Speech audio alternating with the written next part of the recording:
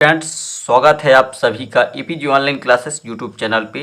तो class 11th physics में हम लोग अध्याय 1 आज से शुरू कर रहे हैं। तो चलिए आइए देखते हैं। अध्याय 1 है भौतिक जगत। ठीक है, तो शुरू करते हैं। आज मैं इसका पूरा अध्याय 1 समाप्त करने वाला हूं, तो वीडियो को पूरा देखिए तो आपको समझ में आएगा। ठीक है, तो चलिए आइए देखते हैं। यहाँ पे क्वेश्चन नंबर पहला क्या है।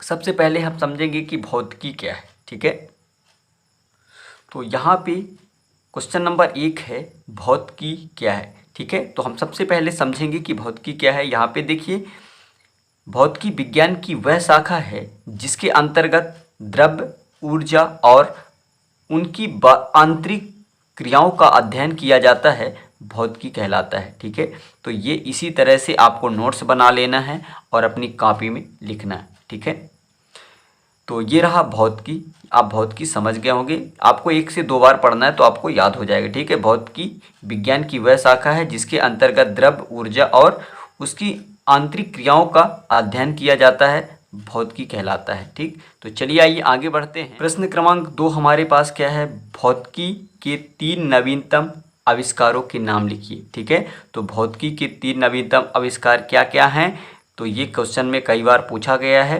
तो यहाँ पे देखिए, लेसर, कंप्यूटर, अतिचालकता। ठीक है, तो इसका आप नोट्स बना लीजिए और कॉपी में लिख लीजिए। ठीक है, आप इसका स्क्रीनशॉट ले लीजिए। तो चलते हैं आगे बढ़ते हैं। ये है हमारे पास प्रश्न क्रमांक 3। 4 भारतीय वैज्ञानिकों के नाम एवं उनकी खोज लिखी। ये काफ़ी ज़्यादा इंपॉर्टेंट है, ये कई बार एग्जाम में पूछा गया है। ठीक है, तो यहाँ पे लिखना है भारतीय वैज्ञानिकों के नाम और इधर खोज। ठीक है, आपको कॉलम इसी तरह से बना के लिखना है।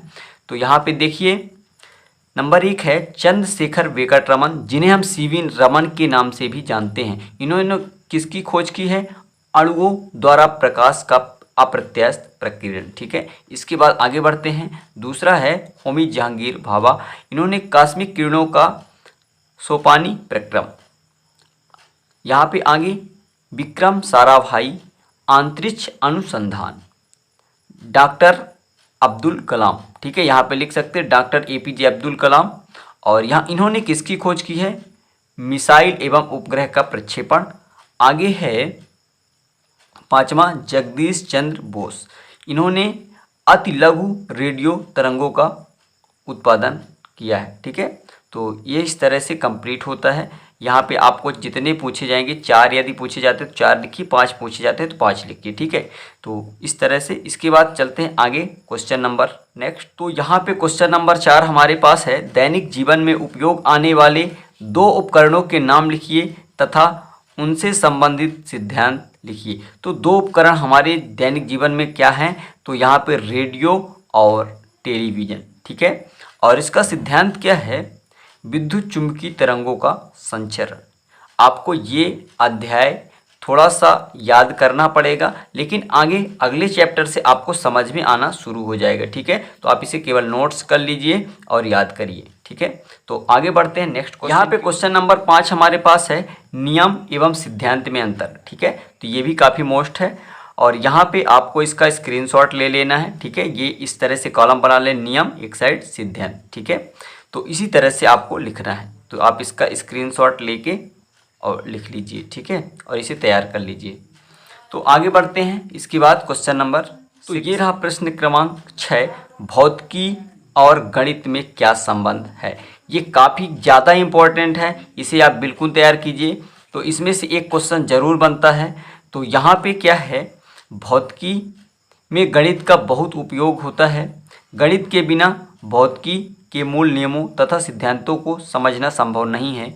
गणित भौतिकी की भाषा है। आजकल के नवीन आविष्कार जैसे कृत्रिम उपग्रह, कंप्यूटर, लेसर आदि गणित तथा भौतिकी की संयुक्त देन है। ठीक है, तो इस तरह से आपको लिख लेना है। तो ये कंप्लीट होता है। आगे क्वेश्चन नंबर 7, यहाँ पे क्या पूछा गया, आगे भौतिकी और रसायन विज्ञान में संबंध। तो यहाँ पे भौतिकी का रसायन के साथ या जीव विज्ञान के साथ या फिर गणित के साथ एक संबंध जरूर पूछा जाता है। तो यहाँ पे क्या है, देखिए, रसायन विज्ञान में भी भौतिकी का महत्वपूर्ण स्थान है। रसायन विज्ञान में अनेक जटिल रासायनिक संरचनाओं को के समझने में भौतिकी के नवीन आविष्कार जैसे चुंबकीय अनुनाद, एक्स किरणों तथा न्यूट्रॉनों के परिवर्तन आदि से बहुत सहायता मिलती है। आगे देखिए, इसी प्रकार परमाणु संरचना के अध्ययन, आवर्त सारणी में तत्वों की व्यवस्था, संयोजकता की प्रकृति तथा रासायनिक आबंधन जैसी समस्याओं को समझा जा सकता है। ठीक है, तो ये इस तरह से कंप्लीट होता है। आप इसको स्क्रीनशॉट लेके और नोट कर लीजिए। ठीक है, तो आगे बढ़ते हैं क्वेश्चन नंबर 8 की ओर। तो यहाँ पे अगला हमारा क्वेश्चन क्या है, भौतिकी और जीव विज्ञान में संबंध। तो देखिए, इसे जीव विज्ञान भी भौतिकी से प्रभावित है। भौतिकी में सूक्ष्मदर्शी तथा इलेक्ट्रॉन सूक्ष्मदर्शी के आविष्कार से जीव विज्ञान में कोशिका की संरचना समझने में सहायता मिली है।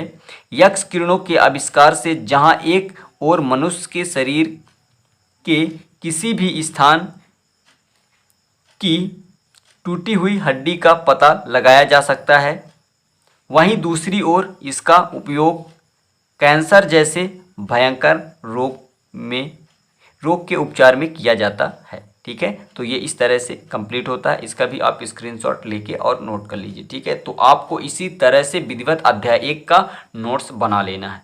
ठीक, क्वेश्चन नंबर आगे 9 है हमारा, प्रश्न क्रमांक 9। देखिए, भौतिकी और खगोल विज्ञान में क्या संबंध है। ठीक है, तो यहाँ पे इसको आंसर देखते हैं। खगोल विज्ञान के विकास में भी भौतिकी की महत्वपूर्ण भूमिका है। भौतिकी में दूरदर्शी तथा रेडियो दूरदर्शी के आविष्कार होने से ही विभिन्न ग्रहों तथा उपग्रहों को देखा जा सकता है। ठीक है, यानी भौतिकी से खगोल विज्ञान का जो संबंध है, इसी के कारण ही हम ग्रहों और जा सकते हैं। ठीक है, उनके विषय में जानकारी प्राप्त की जा सकती है तथा नवीन ग्रहों, क्वार्ट्स और पल्सर्स आदि की खोज की जा सकती है। आगे बढ़ते हैं, प्रश्न क्रमांक 10 है हमारे पास, भौतिकी का समाज से क्या संबंध है। तो यहाँ पे देखिए, भौतिकी ने समाज पर 2 प्रकार से संबंध प्रभाव डाला है। तो यहाँ पे पहला नंबर हमारे पास क्या है, देखिए, जीवन स्तर पर प्रभाव। भौतिकी ने प्रौद्योगिकी की सहायता से ऐसे यंत्रों, मशीनों, उपकरणों एवं युक्तियों का विकास किया है जिसके प्रयोग से मानव की सुख सुविधाओं में वृद्धि हुई है तथा उसका जीवन स्तर ऊपर उठा है।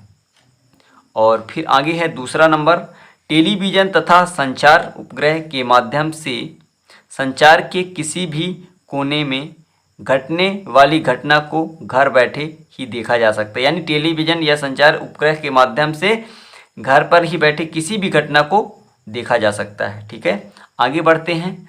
यहाँ पे इसका दूसरा नंबर है, मनुष्य के विचारों पर प्रभाव। ठीक है, तो यहाँ पे देखिए, भौतिकी मानव की ज्ञान पिपासा को शांत करता है तथा उसमें वैज्ञानिक दृष्टिकोण उत्पन्न करता है। फलस्वरूप आज मानव जात पात, धर्म, संप्रदाय तथा अंधविश्वास से ऊपर उठकर सद्विवेक, तर्क और न्याय के आधार पर आचरण कर रहा है। अतः एक नए युग का सूत्रपात हो रहा है। ठीक है, तो ये इस तरह से कंप्लीट होता है। आगे चलिए, अब हम इस अध्याय में आने वाले कुछ वास्तुनिष्ठ प्रश्न और एक शब्द एक वाक्य में उत्तर देखेंगे। ठीक है, तो चलिए आइए देख लेते हैं। तो यहाँ पे इस अध्याय में वास्तुनिष्ठ प्रश्न जो आते हैं ये भी काफ़ी इम्पोर्टेंट है। तो देखिए, नंबर पहला है, यहाँ पे आपको इसी तरह से लिख भी लेना है नोट्स में। भौतिकी की सबसे पुरानी शाखा कौन सी है? ऊष्मागत की, प्रकाश की, यांत्रिकी, ध्वनि। ठीक है, तो यहाँ पे आपको क्या लिखना है, यांत्रिकी सबसे पुरानी शाखा है भौतिकी की। ठीक है, तो ये आपका आंसर रहा। इसके बाद आगे बढ़ते हैं।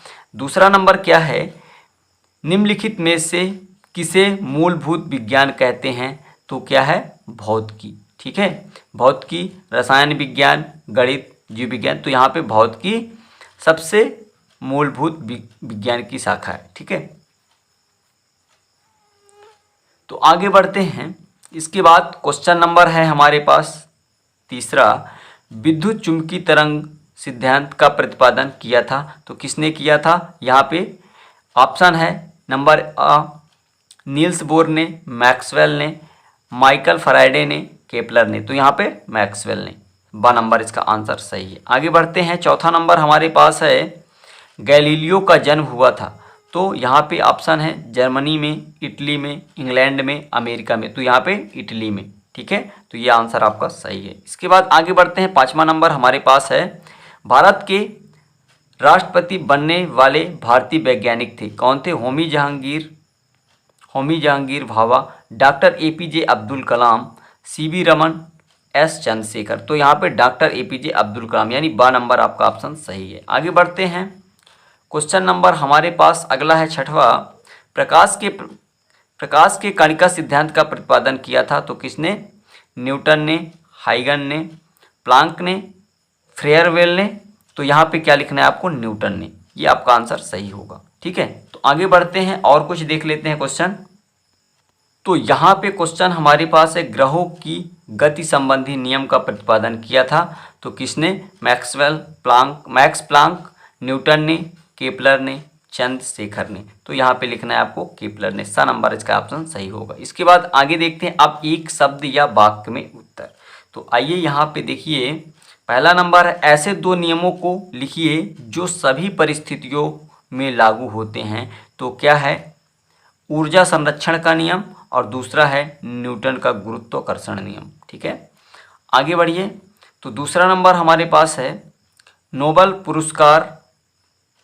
पुरस्कार प्राप्त करने वाले एक भारतीय वैज्ञानिक का नाम लिखिए। तो ये क्या है? सीवी रमन।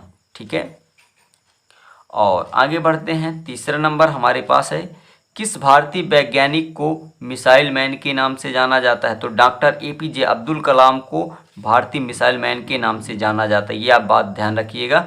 और इन्होंने भारत के 11वें राष्ट्रपति थी। ठीक है, और आगे बढ़ते हैं। क्वेश्चन नंबर 4 है हमारे पास न्यूट्रॉन की खोज किसने की? तो ये आप सब लोग जानते होंगे, क्लास 9 से पढ़ते चले आ रहे हैं, जेम्स चैडविक। ठीक है, तो आगे एक क्वेश्चन और है हमारे पास, आखिरी क्वेश्चन है ये। कंप्यूटर किस सिद्धांत पर आधारित है? तो इसका आंसर है इलेक्ट्रॉनिक परिपथ के आंकिक तर्क पर आधारित है। तो कंप्यूटर इलेक्ट्रॉनिक परिपथ के आंकिक तर्क पर आधारित है। तो ये इस तरह से कंप्लीट होता है। तो ये अगर इतना आप तैयार कर लेते हैं तो आपका अध्याय 1 बहुत आसान हो जाएगा। ठीक है, यदि वीडियो पसंद आया हो तो चैनल को लाइक, सब्सक्राइब, दोस्तों के साथ शेयर कर दीजिए। इसके बाद हम मिलते हैं नेक्स्ट अध्याय के साथ। आपको पूरा समझ में आएगा। वहाँ से कुछ गणितीय विधि शुरू हो जाते हैं, मैथमेटिक्स शुरू हो जाता है। तो आपको फिजिक्स अच्छे से समझ में आएगा। थोड़ा सा ये बोरिंग चैप्टर था, ठीक है, तो फिर भी आपको इसे तैयार कर लेना है। ये याद करने के लिए केवल एक ही अध्याय है, इसके बाद आपको केवल समझना है। ठीक है, तो ये इस तरह से कंप्लीट होता है। Thank you, best of luck.